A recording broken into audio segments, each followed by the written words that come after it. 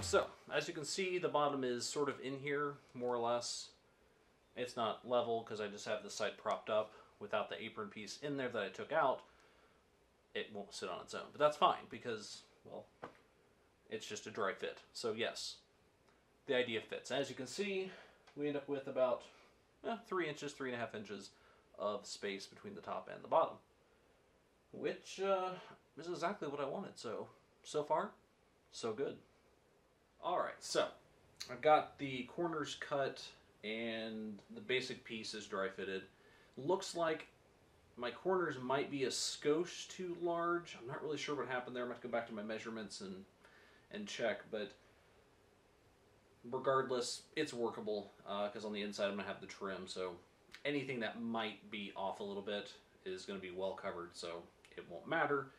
Just, remember, measure twice, cut once.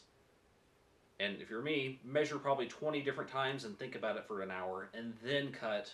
You might get close, so just, hey, how it rolls.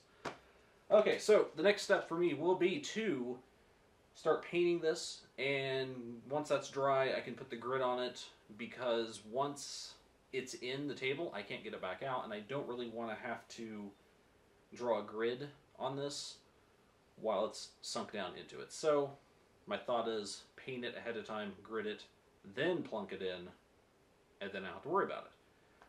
At some point I do need to go get a piece of plexiglass cut. For that, I will be using a local glass shop. They have plexi. They can get really thin and clear stuff that I like to use. The reason I like it to be thin is it doesn't get as hazy, plus it's cheaper, and if it gets torn up, I can throw it away and get a new piece. I think the last board that I built, which was like 36 by 36 inches out of wood with a plexi cover, I want to say it was like $30 or something for that piece. I didn't think that was bad. As long as it's about that same price, it's all good. I could cut the plexi myself. I just hate doing it because it never fails. I end up cracking a piece or something or scratching it. So I leave that job up to the experts. And I recommend you do the same. So when you see me next, I'll be working on the board itself, and I probably won't do much on the video of the actual painting of the board because, come on, it's painting wood and then putting squares on it. Not that exciting. I'm pretty sure you all know how to do that. So we'll skip that step, but then we'll get back into the woodwork and see where we go to from there.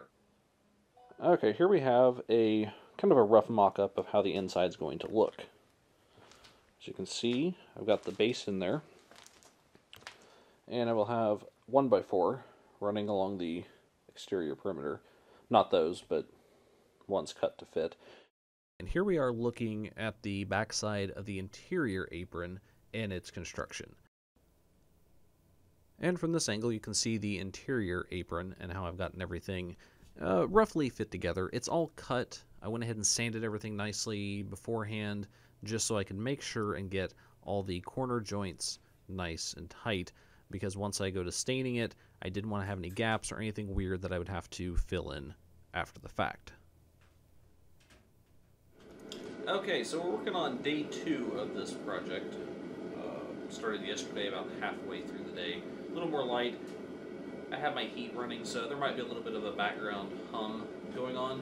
My apologies, but I don't want to really work outside in 25-degree weather. So there you go. As these projects go along, you have to be willing to adjust what you're thinking you're doing, and I've had one such adjustment. My original idea was to paint the bottom board and then grid onto it and then place plexiglass over it so that you can draw on it and what have you. But the more I thought about it, the more I thought, that's making it very one-dimensional. I like to build things that can be used for multiple uses. So if I can find a way of doing it and not locking it into having just a grid painted onto the bottom, so much the better. I came up with one such idea. Basically what I'm going to do is stain the bottom the same as the sides, the same as the table. Then on top of that, I'm going to place a pre-made vinyl battle mat. The one I purchased is from Chessex. It's the Mondo mat, so it measures something like 34 inches by 48, which is pretty close to what I have here. I actually have 48 inches and 30 inches, so I just have to cut a little bit of that off. I'll place that down on the bottom, and then have my plexi cut to fit on top of that. That'll serve two purposes. One, it will help flatten the mat out, which I hear is a problem when you buy them online. They come folded and creased, so that will help with that problem. Two, it also provides a better marking surface. Now, yes, the battle maps you get from Chessex, you can write on with wet erase markers, but they do eventually stain if you leave them on there too long, and I've found the durability of plexiglass for this purpose is just so much better.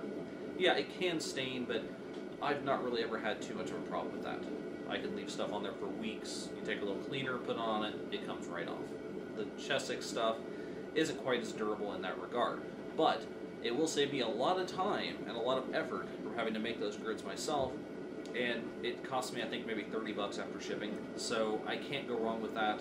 I'll put the battle board plexi on top of that, which should cost me around $30, $35 to have that cut. I'm going to find out about that in the coming days, but so far I'm happy with where that sits me at.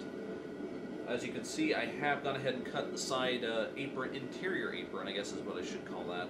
I did have to add a few little corner blocks. Why? Well, my measurement was off of the actual battle board. I cut the notches out for the legs a little too big, so by the time you put that on, you do end up with a skosh amount of a gap that is visible with the interior side apron. So what these guys do is provide a little bit of architectural detail, I guess, but also it covers up that gap quite nicely. So I think they work. I'm not displeased with that. So the next couple stages are going to be as follows.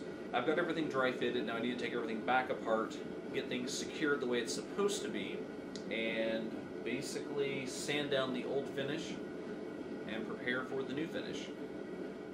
Again, we'll see how this goes. I'm going to have new wood with old wood, so there is going to be a slight difference in appearance, but again, I'm going with a darker stain, so I don't think it'll be as noticeable. If it is, there's a few things I can do. You can always basically double stain the new part to try to get it darker to match the other part, or I could attempt to thin the stain that I'm putting on the old wood. I don't know. I'm going to experiment with some scrap wood and see what comes up with the best results, and we'll go from there. Okay, so as you can see, we do have a bit of repair work still to do with the original structure of the table. What I mean by that is, where the old apron attaches right into here, does not have a very secure connection to the leg anymore. So to fix that, I'm going to use, if I can get it here in shot, just a simple L bracket. It's going to be hidden inside this area, which will be hidden so you'll never see it. It's not the most elegant process of doing that, but it will work for my purposes.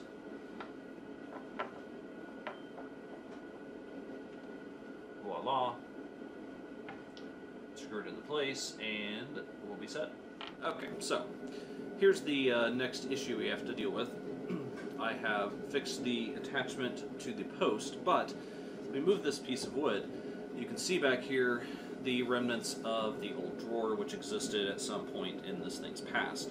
Now, it originally had these little chunks of wood attached that were glued in.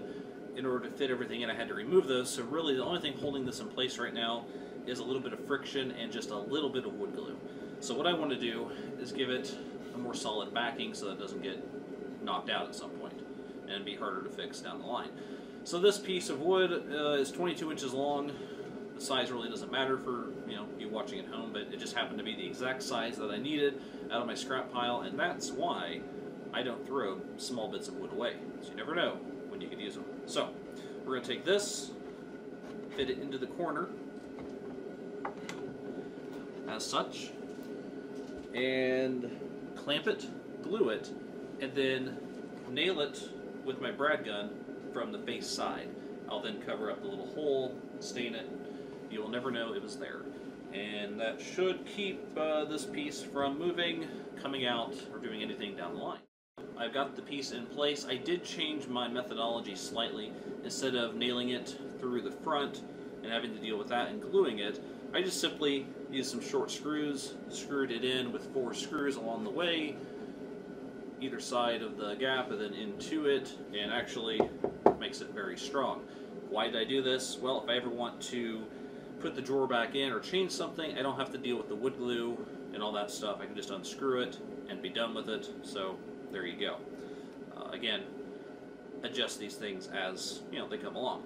And then of course the interior apron will block all of that, so you'll never see it, so on and so forth. The next thing I will have to do is to attach a piece to the underside here, going around the entire inside perimeter to attach the interior apron to, besides just the bottom board. So that's up next. What we have going on here would be the backer supports for the inside apron. As you can see, what these little pieces of wood here are going to do, in theory, is give me a surface to attach the apron wood to that will keep it straight and secure, and then all I have to do is nail it in. So to achieve this, I've cut 3-inch pieces of, it's actually just cut off from something I had at one time. Placed those in there, glued, and used my pneumatic nailer, very handy for this purpose. The top ones clamped down, glued, and then nailed to the top plate. And then I will do the same on the second one, and do that all around the table. On the sides I'm doing 2 sets, on the other sides 3 sets, so that should be sufficient. From here I go around the interior of the table and secure the inside braces.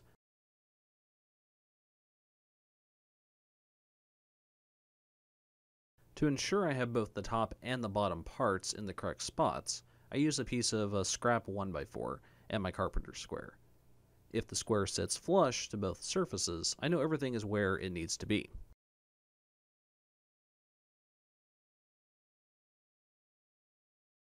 I mark it,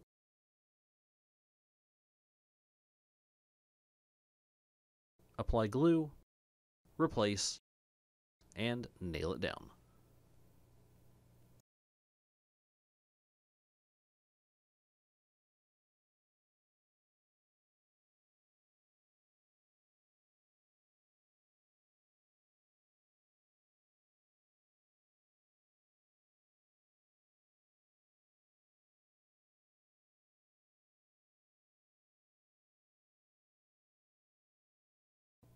One trick that I found that helped immensely when trying to set these little braces in place would be to set them out a little further on the bottom than they needed to be, then slide the 1x4 back in, then use the carpenter's square to properly sit everything, and that should get you about where you need to be. If you try to put the braces in first and they happen to be too far back, you could accidentally end up with them beyond the plane that you want, and then you'd end up with a slight angle to it, and etc. Then it wouldn't so much matter when you put the wood in, except when you go to nail it, it's going to slant. So do keep that in mind.